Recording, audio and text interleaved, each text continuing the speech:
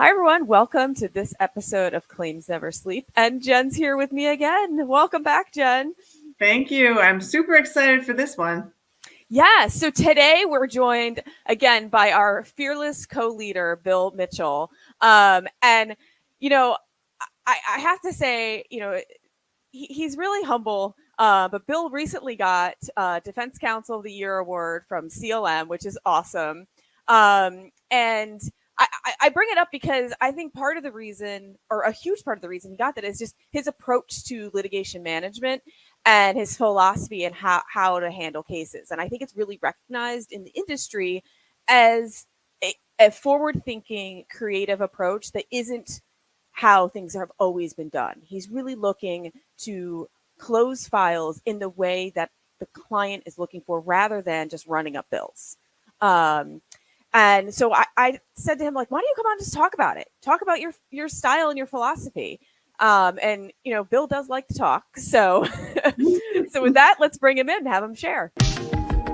This is the Claims Never Sleep podcast, presented by Cruser Mitchell, with your host, Meghan Henry.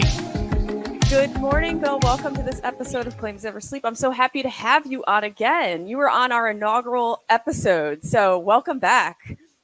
I hope it was because the audience demanded that I come back. Is that true? Yes. Yes, I had an overwhelming amount of direct messages requesting have Bill come on, but that Rob guy, have him stay at home. Well, water Bill down with Jen Cap. Brilliant. Yes. But, some people, I believe it or not, some people may have missed that episode. I know it's hard to believe, but there may have been a few that just didn't tune in. I know you're going head to head with Joe Rogan, so if he had Elon Musk that week, tough call. Yeah. Him and Dak Shepard are my main competition. So, but having said that, I know we talked about this when you were last on, but just in case there are a few listeners who didn't get the opportunity to tune in, and for those who didn't, I highly recommend you go back and download episode 1. But just in case, everyone I have on this program, I talk about how they got to where they are. We all had different paths and different ways we either got into the legal world or the claims world.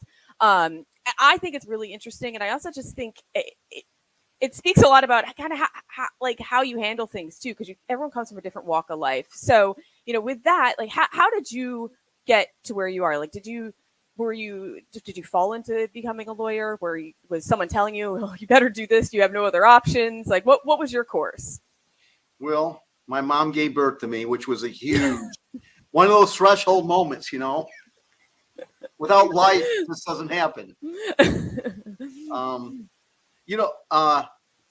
My mom and dad were blue collar people. My dad owned a tavern. Mm-hmm. And all he said is, hey, I look at all the people who do well in life. They're doctors and lawyers and accountants. So he essentially said to his 3 kids, I was the middle son, sister, me, and a younger brother, you're going to be doctor, lawyer, accountant. And my dad was a hard worker, stubborn, fought through everything, a lot of grit. And at the end of the day, my sister became a doctor. I'm a lawyer. My brother was an accountant for a short period of time, but he's a lawyer too. So, that was all the seed of my dad, which actually, makes me appreciate that, life's about having someone to push you sometimes when you don't even know why you should be being pushed, Yeah. Did you take that role, like, with your own kids? Do you think you pushed them? Yeah, but I've matured as a parent, and mostly because my wife is a brilliant parent. Brilliant. She's a teacher, which probably gave her a leg up. She's smart and patient and kind, and all those things work to nurture kids. I'm actually famous in my house. Actually, this is a little of my dad, but my kids, I have 3 daughters that are, now they're 27, 25, and 23, and they still tell this story, which is, I teach, walk across the street things, and when they were little, and, one time I got the old, they have, I'm in the crosswalk, Dad, when they're little kids, they have to stop. I'm like, well, yeah, they do have to stop, but if they don't, you end up becoming a paraplegic, and who's the winner there? And so one day, my youngest, who was probably 3 or 4 at the time, probably even older, 5, walked across the street in our very quiet neighborhood without looking. And maybe someone's going to call me for child abuse, but I said, stop. And she goes, what? Okay, I'll go back and look at it. I said, no, it's too late. Lay on the ground. You got hit by a car. She's like, what are you talking about? I'm like, nope. You got hit by a car. Lay on the ground. And I'm like, woo, woo, woo. The police is coming. I'm yelling at your mom. I don't know if she's going to make it. Come, Mom, hurry up. Come. So I turned it into this big event, which traumatized them, perhaps. Yeah, maybe a little. But so far, I haven't had a kid get hit by a car. Although, for another episode, I was that far from getting hit by a bus in London. So it would have come full circle. Well, did you look? Go ahead, Jen. I was going to say, Megan and I spend a lot of time talking about youth sports, right? Because we both have 9 and 11-year-old girls who play in a bunch of different sports. And your daughters, did they all play at the collegiate level? 2 of the 3 have played D1 soccer. 1 at Clemson, 1 at Santa Clara, who has gotten a national championship. Wow. And the other one, we always say is a smart one. She stopped playing soccer when she was in 10th or 11th grade, and she's like a world traveler. She lives in Hawaii. So the 2 soccer girls are like, who made the right decision? But you know what? Life's about grit and fighting, right? And that's what you're teaching your kids. Everyone's fails. The key to life is when you fail, how do you react to it? And I don't like the word I need to really think hard. I don't like the term fail, because you don't fail. If you come across some event and it just doesn't happen how you want to happen, that's not necessarily a failure. It might be the biggest success in your life. Yeah. Right. And that's what sports hopefully teaches. And it's hard to replicate that if you're living in a bubble of you're a lawyer with some, wife and kids. How do you teach them how to fail and fight through that? Right. And that's something that I try to teach my kids through sports is kind of my analogy right now, because it's such a big part of our life. And it's like, you have rec sports, which is for everyone. Anyone who wants to play, come and play rec sports. But then you have the next level. And I like that you have to try out for the team, right? Because if you don't make it and you're not good enough, it's a life lesson to be like, hey, maybe next year you should train for the year. And if you want to try again, you got to get better. And if you don't, then you just don't make it. Yeah. Right. And I think that's so important for them to learn, is if you fall down, you got to get back up again. Yeah. I'll be candid. I'm probably too objective. I try to be super objective with my kids. So I will, when they do great, I tell them to do great. And when they're not, I stand back because I'm a supporting role, because they get beat up enough by their college coaches. But when my middle daughter, the Kauai girl, who's fantastic and rules the world, when she was trying out for the elite team, I went to the coach who I knew for years. And obviously I got 2 daughters in the club that are, we're fairly important to the club, because I have 2 daughters that are pretty good. And I went to him and say, I know what you're thinking. You're kind of thinking that you need to take her on the team because of who we are. And I watched the tryouts of these 18 kids. She's probably number 19. So I want you to know that if you need to cut her, you can cut her. And he hugged me. He said, oh my God, I cannot believe you told me that. And I said, well, I don't think it's fair to that other kid that should be on the team. And I don't, in the long run, it's going to hurt her a lot, but I think she will overcome this and blossom with our support. And I don't regret that. I do have some second thoughts at times about it, because she had a rough year because she didn't make that team. And, she judged herself by being a soccer player. And we had to unwind that and say, there's other great things in life besides soccer. Yeah. Well, but you kind of need to learn that too, and then look where she is now. Yeah. So I think that lesson was a good one for her, Yeah. Well, and I think it's important. I mean, my daughter said to me, my husband has not been able to get to many of her AAU games just because of work. And she said, but if Daddy doesn't come to the games, who's going to tell me everything I did wrong at the end? And it's that yin and yang of parenting, right? Like it's the you and your wife, or like Meghan and her husband. Like it's you each have your own role there to kind of fulfill. And it's the same as the law firm, right? Like you and Rob are such different personalities, and you're yin and yang, and it might not work so well without the two of you there doing it together. Yeah, wise, unwise, thoughtful, not thoughtful. But we're not here. This is not a forum to pick on Cruser today.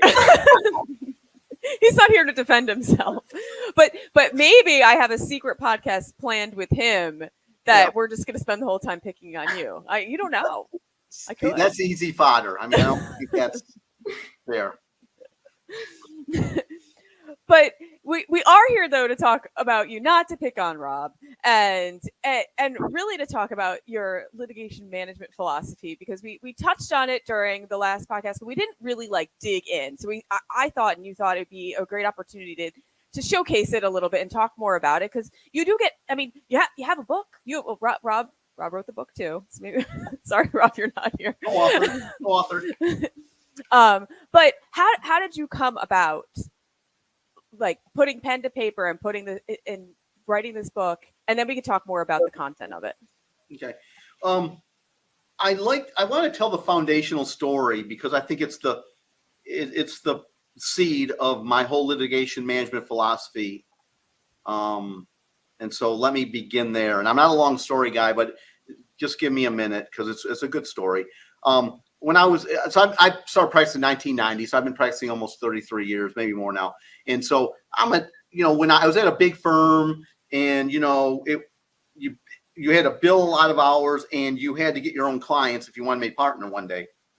So when I was about a fourth or fifth year lawyer, I started marketing, and I met this guy, this claims professional, Charles Spencer, who was with the Hartford, and he had a book of business. He was running the local school district's claims, and he should not have hired me.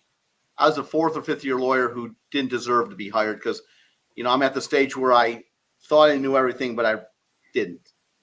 But one day he called me after about 6-8 months of getting to know me, and because he had a lawyer that the school district had loved. He took over this program. The school district wanted that same lawyer, so he continued working with that lawyer. But he called me one day and said, "Hey, I got a case in. It's a multi-party case involving the death of a young kid. It's a sad case, and the lawyer that the school district always uses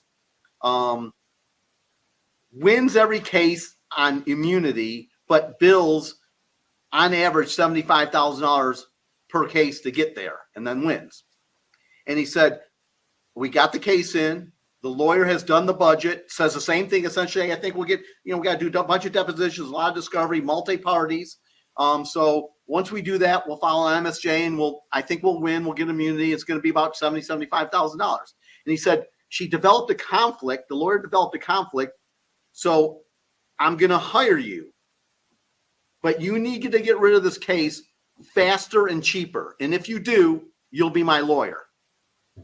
And it was like nothing I had, all I heard of. No, we want to, nothing against my old firm. There was the mentality of the industry 100% then, and probably still 50, 60, 70% today of bill, complicate, connect the dot lawyering, discovery, written discovery, depositions, MSJ, lose MSJ, pre-trial, and then at the courthouse steps is when you settle.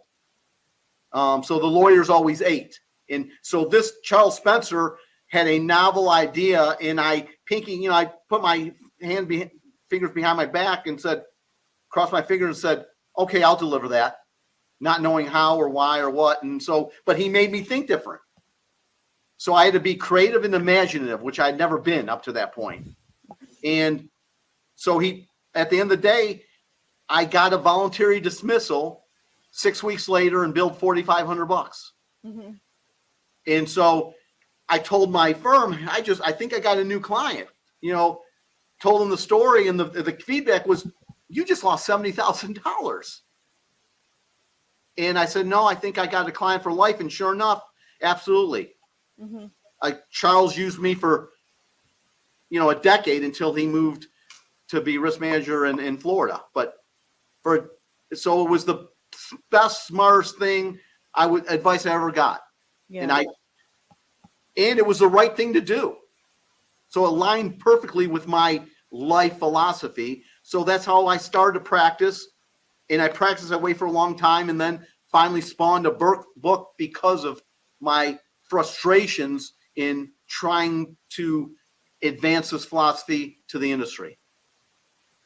And with that, well, let's talk about the philosophy though. And how I hear and understand the philosophy is that you don't just go through and check the boxes and take every deposition and send out every piece of discovery just because you can.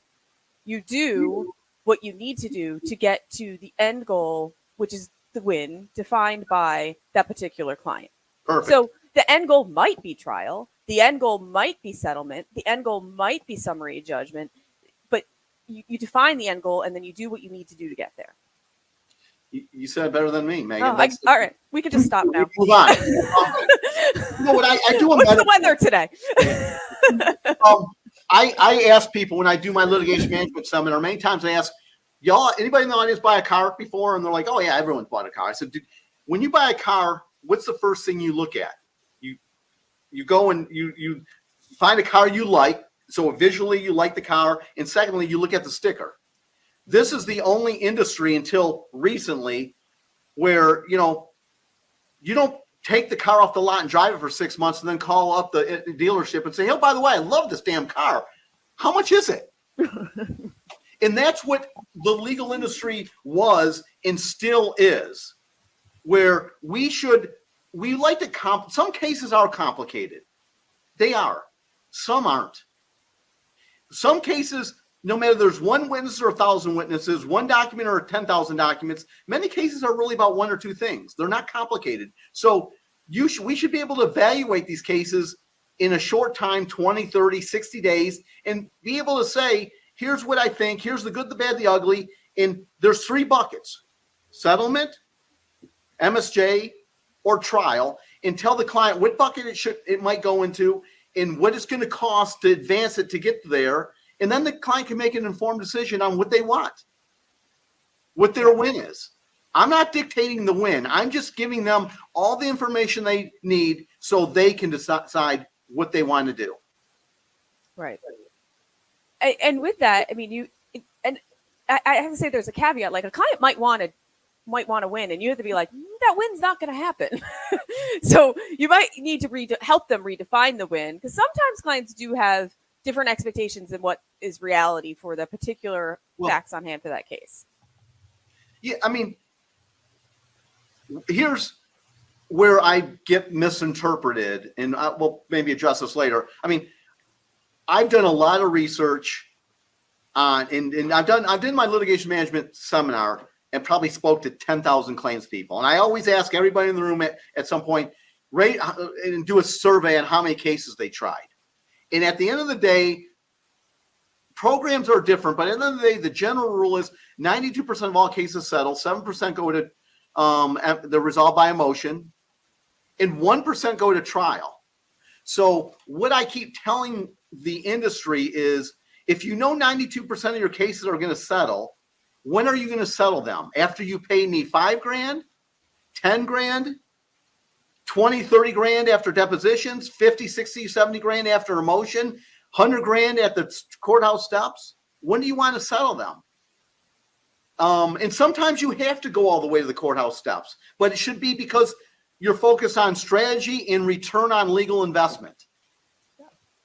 Instead, many people, when I get interviewed about, and trial experience is super important. And Jen was in the industry, and she can comment on this, but 1% of cases go to trial. I am amazed that I always get asked about my trial experience. I'm 33-year lawyer. I have never been asked any questions about, Bill, we settle 92% of our cases. So I want to hear from you some objective data points and hear your story on how you're a deal maker. Mm-hmm. Never been asked that. Which is, why? Why? I think why is because the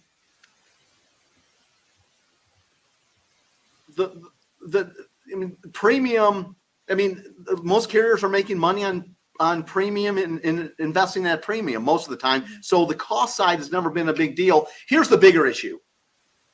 Because the industry doesn't have the imagination and experience to appreciate that a deal maker can make a huge difference. I'm talking about probably 40, 50% on legal expense and at least 10, if not 20, 30, 40% on indemnity. When I ask people, I'll tell them, I have what I call the jackass story, which in a case I was a jackass. I didn't have the mindset or the skill set, and I screwed up a case, and it cost my client a lot of money. And it was back when I was a third or fourth year lawyer. When I tell clients about 2 or 3, I now call them the miracle stories, because they were cases where the client was like, there's no way you could get this settled for X. It will be a miracle. And we came back and did it. And I tell the miracle stories, and I'll have like 50 claims examiners who run 200 or 300 cases a year and say, how many times do you get a result like that in the last 2 years? And literally no one will raise their hand. So they don't believe in it. They think it's Bigfoot. They don't believe in it. They think it's a myth. So, I mean, now I have a book where I just tell negotiating stories. So people can say, that's BS, he's lying. Or then its next one is, maybe they got lucky. And then, that was pretty creative. That was pretty good. So people start believing that, this can happen. Yeah. And I think part of it at the insurance company is that the cases that everyone hears about, the cases that go up the chain, are the ones that are exploding, are the ones that are going to trial. They're not hearing about the ones that have a great resolution really early on, right? Because I think that's part of the problem. I mean, it's sort of like in medicine, right? Like my husband is a doctor, and if there's a bad case, so they don't know what to do, they roundtable it. You don't roundtable the good cases. You don't roundtable the primary care physician who caught your breast cancer when it just formed, right? And so I think that's the problem, is that the focus is on the nuclear verdicts and the explosions and not on the great results that happen early. Yeah. But how do we change that, right? How do we get the focus on that and get more of them? I don't know. I think we're talking about it here, maybe. But the thing is, you don't need, I also don't think you need to necessarily dig into those cases, because you just need the right people to handle them to get them done. You need people like Bill who handle them to get them done, and they're not going up the chain, so not everyone's hearing about them. And then you just need the people to say, hey, I got this guy, and look at all this. Look at all this good work he's doing. Is barely costing me any money, and look at the metrics. And actually, let's talk about metrics, because you give clients your metrics so they can see it. I've been told by a client, and he's persuaded me. I gave the first scorecard out in this industry in 1996. And I wish I could say it was because I'm some smart guy. I gave it out because I'm a capitalist. I wanted rate increases, and I figured out the best way to get rate increases is like with Charles Spencer, to say, hey, remember that case that you reserved it for $70,000 in legal, and I only billed $4,500? I saved you $65,000. Can I get a $10 an hour rate increase? That's if you look at the math, it'd be an extra $20,000 to me. But if I keep doing what you want me to do, I'll save you so much money that I'll save you way more than $20,000. And so I started doing scorecards. And I'll be honest with you, I've been, what's the word I'm looking for? I'm not as enthusiastic about scorecards, because every time I give a scorecard to a client, I've done it for a long time, I get 2 responses. One, wow, that's really impressive. That looks pretty good. And then I say, well, how do I compare? And the second response is, we don't know, because we don't really follow this data and nobody else gives it to us. So it looks good, but we don't really have anything to compare it to. So we don't know. So I'm at a point where I keep telling my people, do the right thing, keep doing because I have lawyers around me saying, what does it matter, Bill? If we could bill $50,000 this case and we only billed $12,000, got rid of it, they don't care. We don't get recognized for it. And but I'm like, nope, you always do, just like my kids, we always do the right thing. When you do the right thing, you will get rewarded. And AI probably can go do a data analysis from last 10 years. And I think on our clients, they'll finally do a data analysis of all their panel firms, and they're going to go, holy shit. Cruser Mitchell literally moves cases 50% less than any other panel counsel we have. I'd put money on it. So it's out there. But if you just do the right thing, and slowly it's happening. People get it. It's happening one at a time. And I do a negotiation seminar, and again, we kind of one client at a time get sold on it. Yeah. Well, and I do keep coming back to the doing the right thing. It's almost like the crossing the street analogy we were talking about earlier. Like, you do the right thing. You look both ways. Sure, you may have crossed the street and not get hit by a car, but you should look both ways to make sure the car's not coming. And even with the scorecards, I'm sure not every scorecard is perfect. There's probably some cases you're like, maybe we could have done a better job on this case, but you're being honest and upfront about it and saying, like, hey, could we have done better? Maybe. Yeah, probably. But we're always going to try to do better. And it's informative, because the pushbackers are, well, every case is different. So because I get the pushback of every case is different, I love being the second firm hired in a case like the Charles Spencer case, because then, some other firm gave their vision of what they're going to do, how they're going to do it, how much was going to cost. And then we'll jump in and many times deliver something way different than what the first law firm thought it looked like. And again, we get this head scratching. How'd you do that? Because we have a mindset of early evaluation and looking for these exit ramps, which includes a dismissal. And then we have the skill set. And what's interesting is, and I got the book. Where's the book? Our partner in Ron Dean Novus is our New York partner. Ron Dean's fantastic lawyer. If I had murdered 3 people, I'd hire Ron Dean to get me off, and she would. But you always do the right thing. The right thing. So Ron Dean, I've given my litigation management presentation with Ron Dean to lawyers, because I've had certain clients say, will you come in? We have our panel coming. Will you speak to our panel? And she said one day, why are you willing to? She's a New Yorker. So she's like, why would you tell and advise other law firms what your strategy is? And I told her, because Ron Dean, it's skill set and mindset. And no matter, you can read a book, but that doesn't mean you can execute. It's a talent, and not everybody has the talent. And so you gotta, we train people, and we'd like just hired Bob Welch to continue to train people to the next level, because we're hammering mindset. And then skill set is a tougher thing. It's more, emotional intelligence.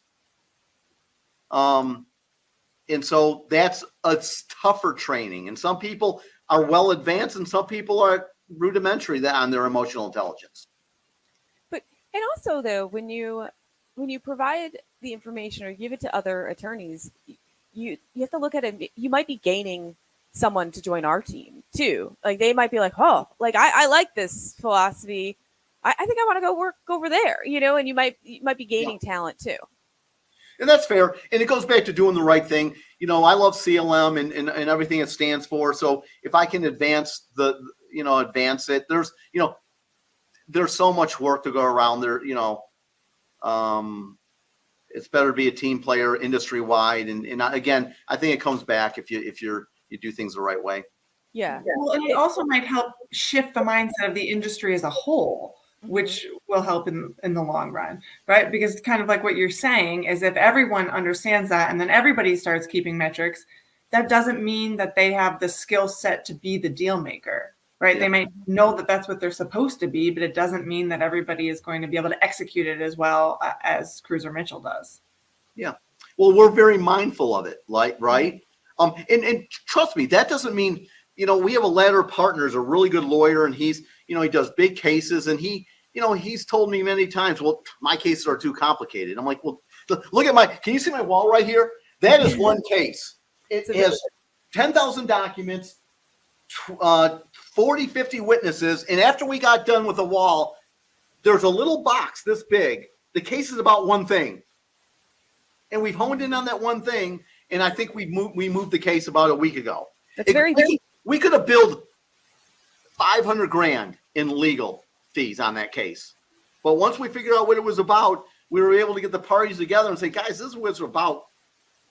And suddenly we got a consensus to get rid of it. It's very beautiful mind over there.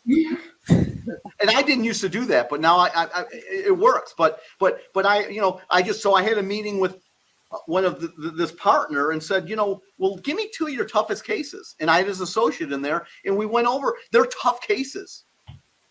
But as I told him, you're stuck in this box. You got to be more imaginative. And we came up with a couple, 2 or 3 good ideas of how to maybe work the case. I'm not sure if it's going to work or not. And he said, well, okay. I said, the first thing we need to get with one case involves bankruptcy. And I'm like, well, we need to edge. It's an asset case. If there's assets, the plaintiff is going to fight. If there's no assets, they're not going to fight. I'm like, well, has anybody ever got their arms around the assets? And it's like, no. Well, then no wonder why the plaintiff won't settle. There's not enough insurance, but they think there's assets. And then the insured is acting like, well, I'm going to file for bankruptcy. And I'm like, well, if the insured, bankruptcy only protects people who has more exposure than assets. If this lawsuit is only exposure, the house is going to go to the plaintiff. Has somebody told them that yet? I mean, so you got to dig deeper and be more imaginative to find these answers. And in conclusion, I said, and when we talk to the plaintiff and the insured in this case, the next call, let me be on it. And I kind of said, I'll bet you $100 I'll get the insured to give more money because he has a lot of assets. Even, it's $1 million case and he's willing to kick in $50,000. It's all his money at play here. But we'll see. I might be completely wrong. Yeah. Hang on. I have to pause 2 seconds. I have someone else at my door. 1 second. Hold on. Maybe we cut that part as I thought about it. I was just talking to Jason. It's like, all your cases, it's a novel thing, but yeah, fine. It was a wine delivery and I needed to sign for it. Anyway, back on track. But one thing I wanted to talk about though is naysayers, because you and I were talking yesterday that you were getting your first negative comment, or you got your first negative comment on one of your posts, and it was a real naysayer to your philosophy. Yeah, it was fantastic. You made it. It was fantastic. He essentially said, love all these stats, but I'm a real trial lawyer, and every case is different, and at the end of the day, I rather trust someone who's in the trenches fighting than read what to do out of some book. And I'm like, dude, I've been doing this 33 years. I didn't write a book until the 27th year. And it's based, on a wide range of experience. And I said, we're talking through each other. I agree. Every case is different. But I said, what we should be doing is it should be strategic. We just don't vomit discovery. Now, there's always exceptions. If a case is a multi-million-dollar case, it's worth spending $100,000 on legal probably to see if you can find something. I totally get it. But there's many cases that you're spending $50,000-$70,000 to then settle it for $50,000. So CLM has done the survey with a bunch of high-level claims executives, and the question was, do you think that by paying your defense counsel more in defense fees is leading to lower indemnity? And 81% said no. So in other words, 81% of these people think that lawyers doing more is not been a good return on their investment. They're just paying lawyers more, but not getting a better result. That's an indictment on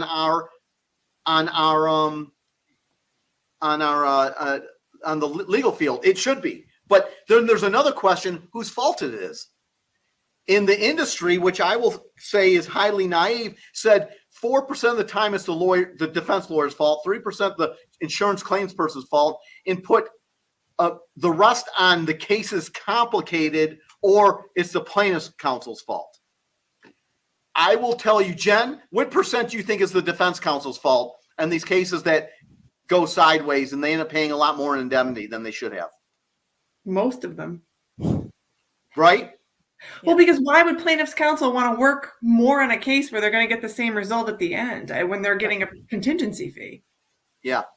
Yeah. I would say at least 50% of the time, the defense counsel did not have the right skill set and mindset to move the case. And sometimes it's literally shaking the plaintiff to say, you don't understand. Please Listen to me. There's years ago, I got a directed verdict in a case. And, I had a 5-6 years like, it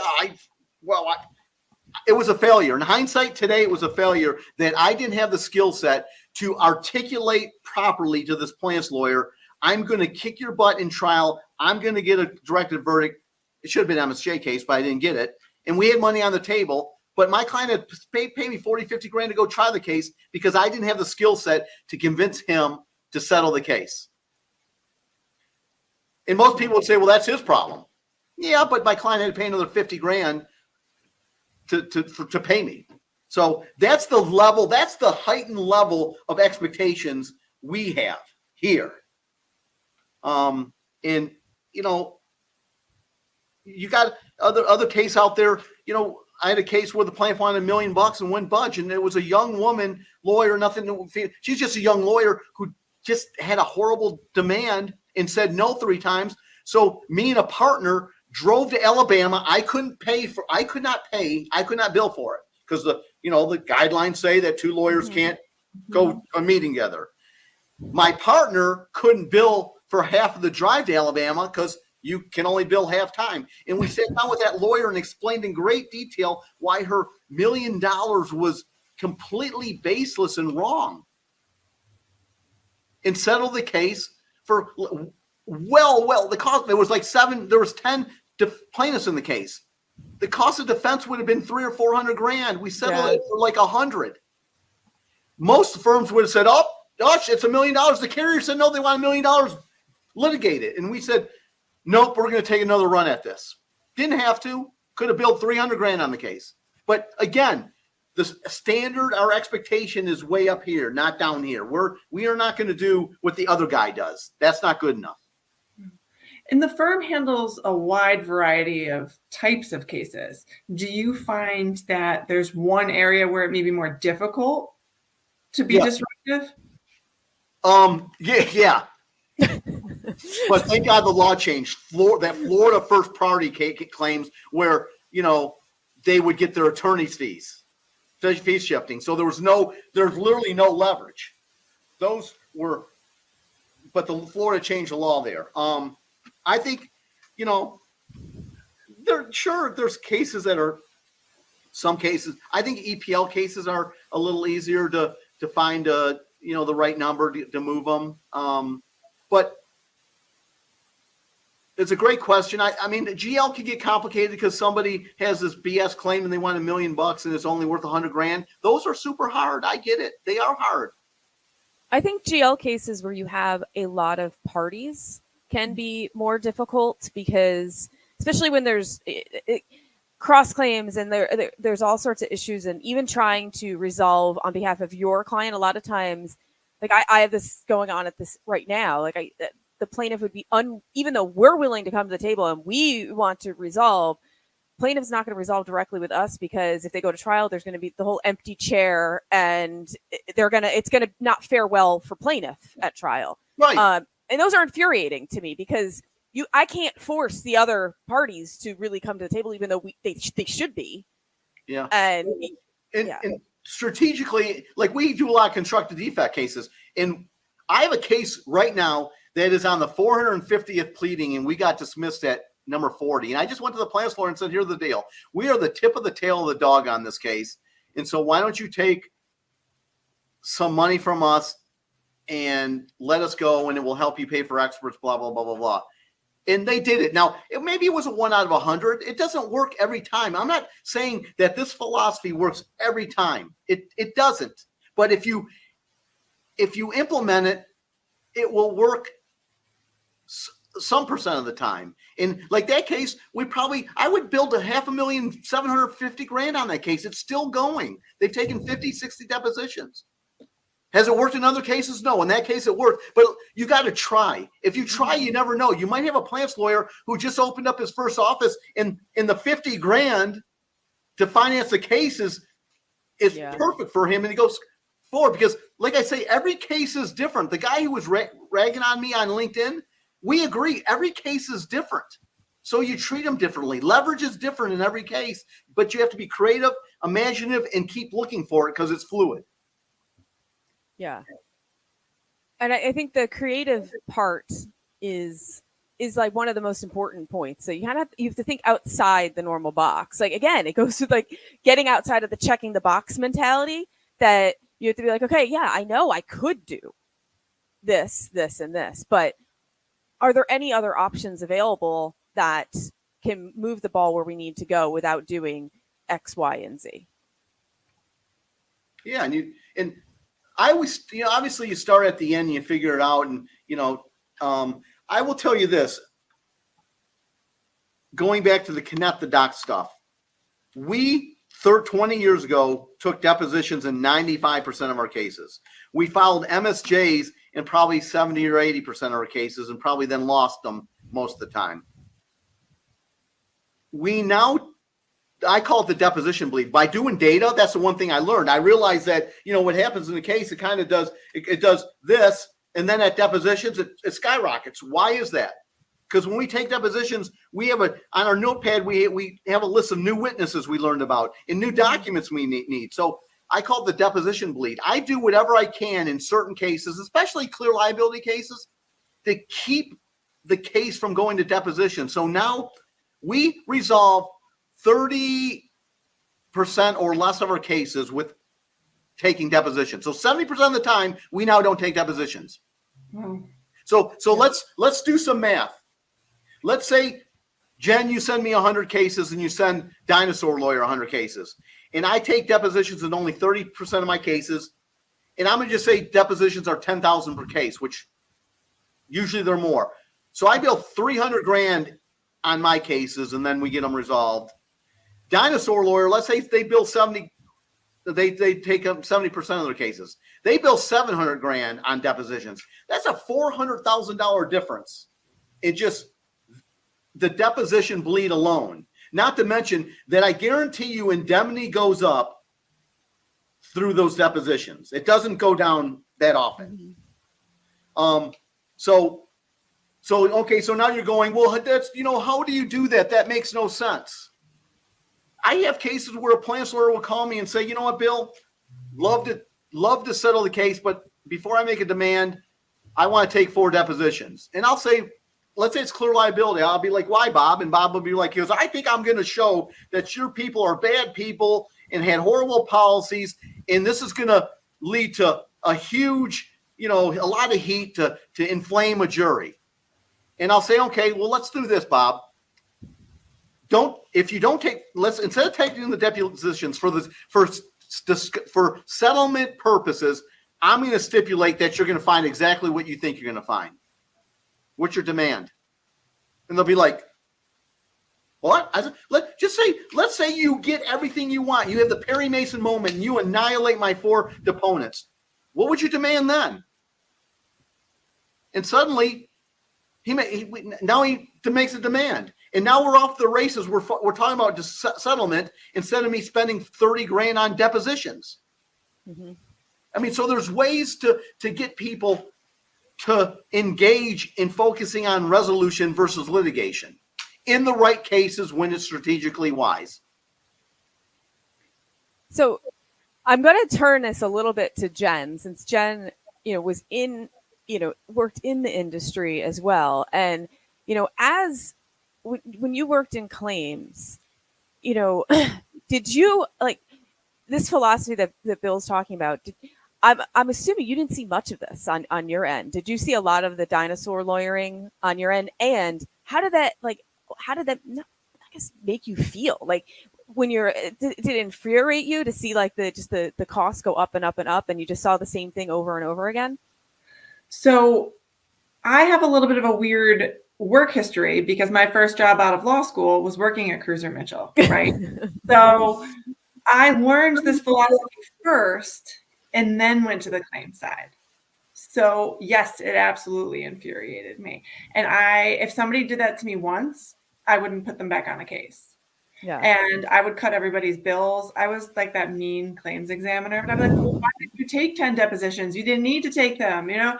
And so it absolutely infuriated me. And I would be the opposite of Charles Spencer, is that his name? And if somebody did a job where they billed 200,000 and they didn't have to, they would never get another case from me again. And I'd be sure to tell all of the other examiners not to give them a case. Yeah. So I think, you know, the general idea at an insurance company is a closed claim is a happy claim, right? Yeah. So as long as you're closing the claim within the reserves that you put up at the beginning, nobody's going to say anything to you. So that, I think, kind of adds fuel to this fire, because it doesn't matter if you thought that the case was going to go to MSJ and it happened to settle early and you put $100,000 in defense reserves up and you didn't get there, then nobody saw it and nobody said anything about it. Yeah. Hey, Jen, I have a question for you. Yes. Okay, let's use our book is called The Disruptive Lawyers, Little Black Book of Negotiation and Little Black Book of Litigation Management. Let's say in 50 states you had 50 disruptive lawyers. They were just mindset, skill set, and they got stuff done. Well, let me ask you the first question. How many claims would you handle was on your pending usually? When you were doing professional lines, how many pending did you usually have? Probably about 150. Okay. Which was you were overworked, I presume, because you were doing glorified babysitting of lawyers most of the time, were you not? Yes, exactly. Okay. So let's say now you have 50 disruptive lawyers in 50 states. How much could your pending have increased? They would have definitely rolled a whole lot faster, right? So you could have more, probably by 25% at least, because you wouldn't be babysitting. You would be getting updates every 2 weeks and know what's going on in your claims. You wouldn't have to be diarying everything and following up with lawyers. Hey, it's been a month. I haven't heard from you. What's going on? And then you'd get after 90 days of not hearing, be like, oh, I took 8 depositions and here's how they went. You know? So yeah, you wouldn't have to do all of that. It would save hours of your day. Yeah. Because I would argue I think it would be more, because you'd be an autopilot almost, right?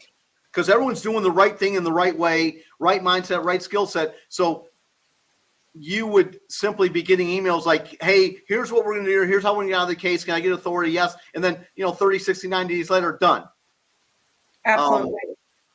And that's what the industry doesn't fully appreciate in my mind, because I think at a high level, people who don't understand claims, they think cutting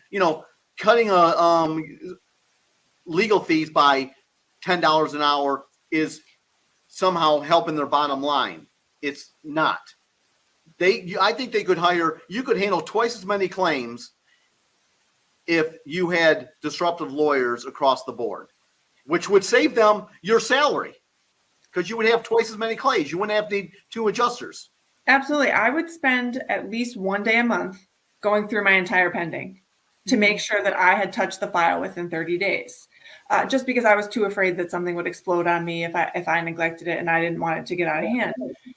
That's a lot of time. That's 8-10 hours once a month going through to make sure that my defense counsel was actually talking to me on all of these claims. And on probably 50% of them, they weren't, right? And so to not have to worry about that would be huge for claims examiners. Mm-hmm.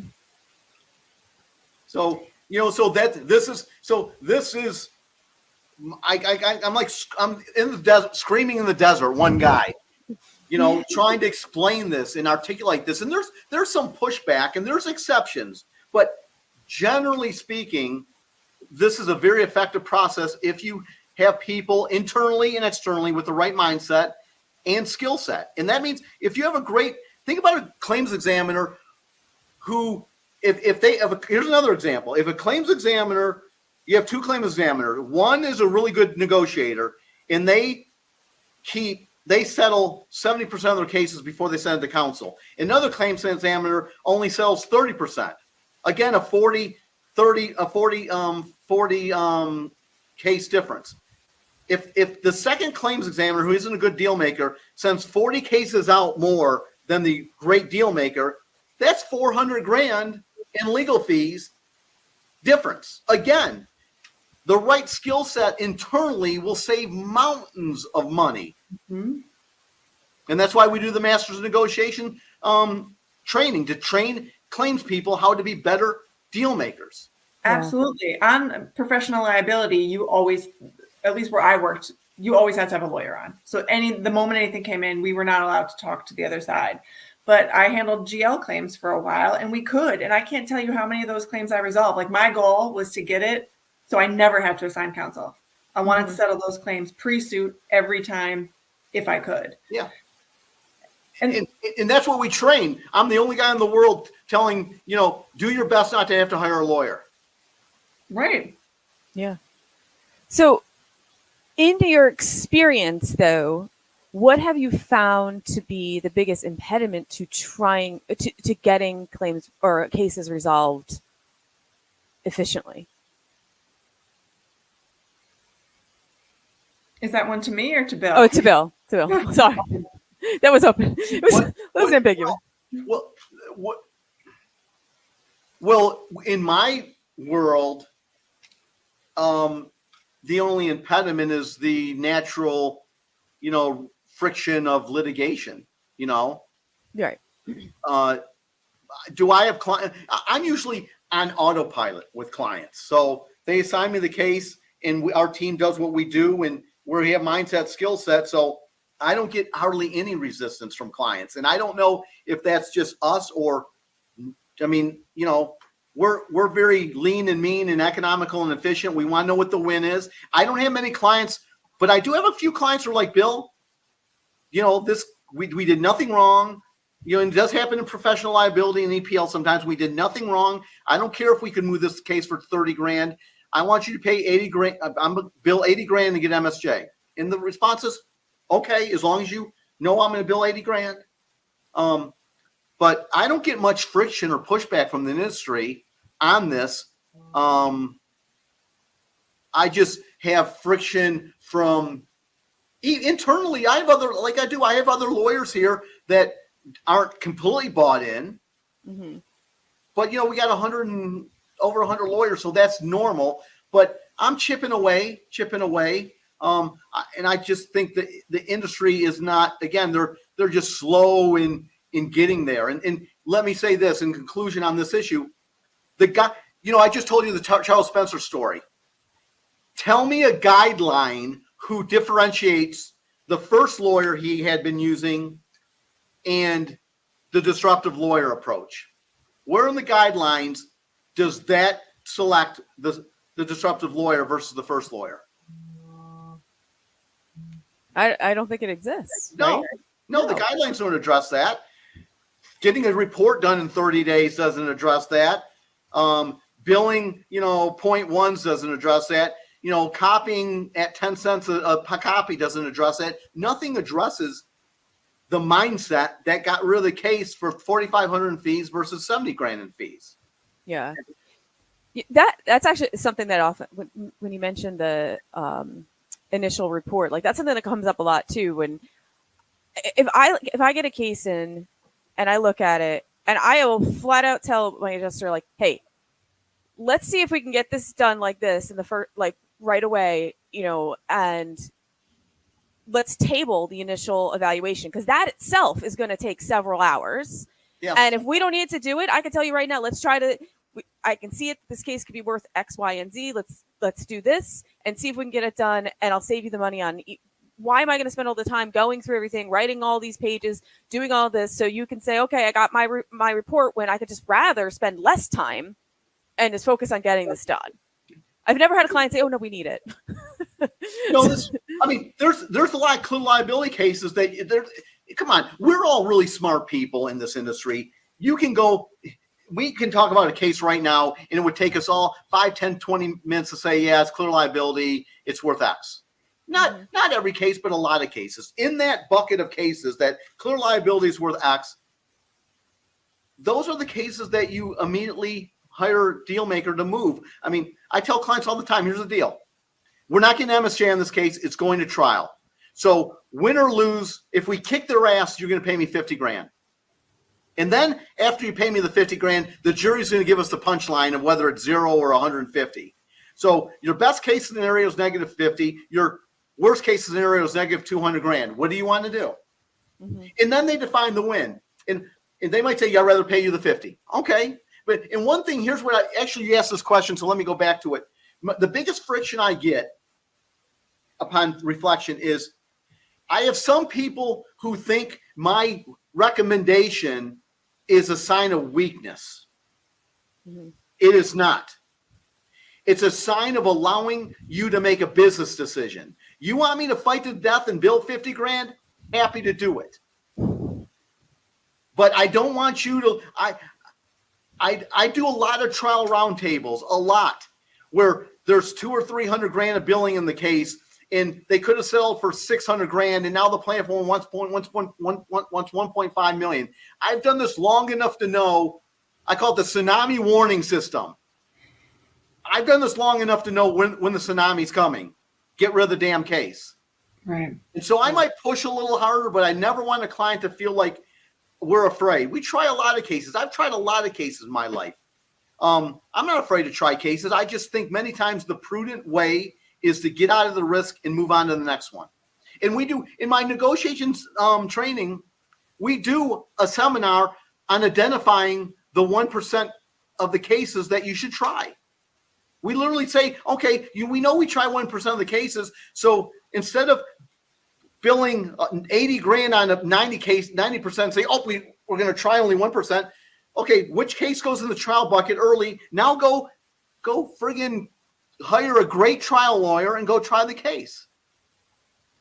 Yeah. And then go hire your appellate lawyer too, because you're going to need one for that too. But I also think being a deal maker and being a great trial lawyer are not mutually exclusive, right? You can be both. And a lot of the attorneys at the firm are both. Absolutely.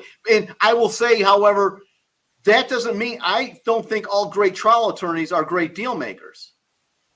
No. They're general patent. They know about war, and their light world is war, which is fine. It's okay. But if you're trying to make peace,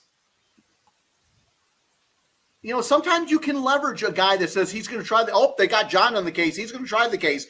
We're going to come to the table. But, 92% of the cases settle without, great trial lawyers defending the cases. So they do settle.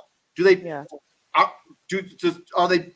I would argue that they're not settling for more. I think great deal makers, even if they're not great trial attorneys, will make up for it. And in conclusion on this, when I talk to my buddies I have a lot of good friends that are plaintiffs lawyers, top tier plaintiffs lawyers, the 20, 40, $50 million guys, they to a person tell me that most of their huge verdicts is because the who's who defense counsel teed it up for them. So I would even argue that the defense industry doesn't even know a good trial attorney because they're used to these anecdotal stories. And, I'm being a little harsh, but I just think there's a lot of stuff going on that we're not using data and informative information to get to conclusions. There's a lot of anecdotal storytelling, and lawyers are spin doctors. We're spin doctors, so we can spin a $10 million verdict into, it was a win. And it could have been. It might have been. But many times, because I do all these trial roundtables, many times we spun ourselves into a hot mess, and we're trying to now explain. I always ask, what changed, Steve? We could have sold the case for 400 grand, and you were like, no. What changed? Well, the video looks bad. When did you get the video, Steve? Well, no, Steve, when did you get the video? 2 years ago. When was the demand made? A year ago. So you had the friggin' video a year before the demand, and now you're relying on the video to say you need to pay 600 grand? Come on. Yeah. Right. Happens all the time. We talked to a claim examiner last week who was also talking about how defense verdicts aren't spread around the world like these nuclear plaintiffs' verdicts are. And she was saying 3 of the last 5 cases she had in Philadelphia were defense verdicts. Did you hear about that? Did we hear about that? No. You win the defense verdict and you go on. And I know that Rob and Candace just had a nice verdict in a case in federal court. Yeah, and I mean, I saw it on LinkedIn, and you try to publish it, but I just feel like sometimes that's swept under the rug. Like nobody wants you to hear about the defense verdicts, like that they didn't happen. Yeah, we don't do as good of a job as a whole. But like as we talked about too on that during that discussion, it's almost like a competitive thing. The defense bar doesn't talk about it generally because it's associated with a specific firm, whereas a plaintiff's bar does talk about it because I think it just helps everybody out.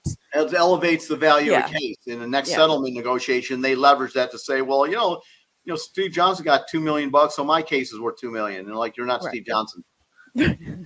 Who is? Well, we are pretty much just about out of time, but I couldn't skip over this because Bill, I know you're so humble. And you don't you don't like to talk about yourself, but I want everyone to know that you did get I think a very significant recognition this year that shouldn't go unnoticed. That CLM named you Defense Counsel Person of the Year, and I'm bringing it up because I know you wouldn't, but I think I think it goes to show that your philosophy and what you're here talking about is respected and honored and appreciated in the industry. I mean, I don't think that's the only reason you got it, but I think that's a people in the industry really appreciate what you're doing and your creativity and how you're approaching litigation differently than the dinosaur lawyers. But I don't see where's your statue? Where is it? On your mantle at home. I got a free lifetime pass from Men's Club, but it hasn't worked yet. What is it called? The Men's Club for. So that, I'm very honored to get that, and next time you see me, hopefully I'm going to have a big head of hair and go from there. Jen's going, what? But Jen's like, where's he going with this? Am I allowed to make a bad joke? A worse joke? But no, in all seriousness, like I wanted to mention it because I know you wouldn't. But anyone listening out there, I want them to hear that because your philosophy really resonates, and I think that's CLM recognize that your peers recognize it, your peers in claims and your peer attorneys recognize it. So, and you're an all around good guy too, I guess. At times. Hey, we try to do the right thing. In conclusion, since we're going to, we got 2 books. We got the negotiation book and the litigation management book somewhere. And then this is what I call the stories. I did a publication of about 25 negotiating stories just to hopefully expand folks' imagination about how to negotiate. So if anybody wants a free copy, just email Megan or me or Jen, or go on our website and you can order it. Yeah, absolutely. And I could say that I've talked to many people in the industry that they say every time they see the books, they pick them up and try to hand them out to their team too. So they're good reads, lots of valuable information. So yeah, definitely get your copies. Hey, Megan and Jen, I will have to say you breached our formal agreement on the front end. I was supposed to talk 98% of the time, and you and Jen 1%.